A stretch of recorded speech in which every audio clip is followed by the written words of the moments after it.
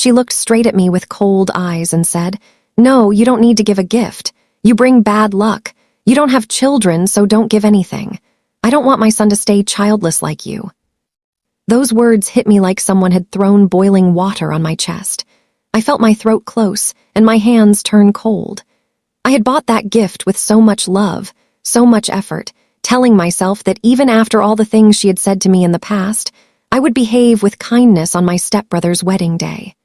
I told myself I would be the bigger person, that I would show respect even when I never received any. But the moment she spoke those cruel words, every memory I had tried to bury came rushing back. I swallowed the pain and forced myself to stay steady because everyone around us was smiling, laughing, celebrating. Nobody knew that inside me a storm was breaking. I slowly opened the gift box in front of everyone, and the moment the lid lifted, I saw people around me staring with wide eyes.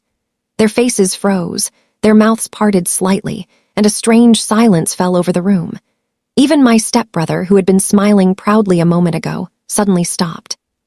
He tried to walk closer to take the gift, like he wanted to show the world that he was generous and respectful and that he didn't agree with his mother's cruelty. But he didn't get the chance. I took a deep breath, lifted the gift with both hands, and handed it, not to him, but to a poor waiter standing at the side of the hall. His eyes widened with confusion and fear. He didn't understand what was happening, but I did. It was the first time in my life I chose my dignity over pleasing people who never valued me. A strange calm spread inside me as I placed the expensive gift in the waiter's shaking hands. For a second, nobody moved, and then whispers spread like fire. I walked away from that moment as if I had walked out of a cage I had been trapped in for years. But deep inside, something darker was rising.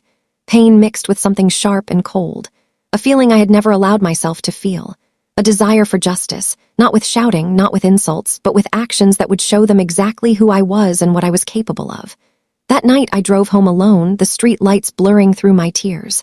I kept hearing her voice. "You are unlucky, you bring bad luck." Bjulad Manhus.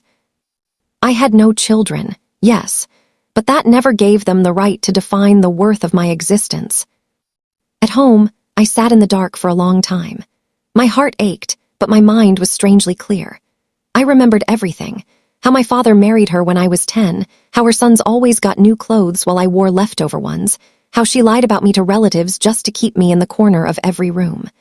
I remembered how her words had pushed me into therapy 3 years ago, how she blamed me for her bad moods, how she said my presence made the house heavy. I remembered how she mocked me when I had my miscarriage at 26, calling me unlucky. Even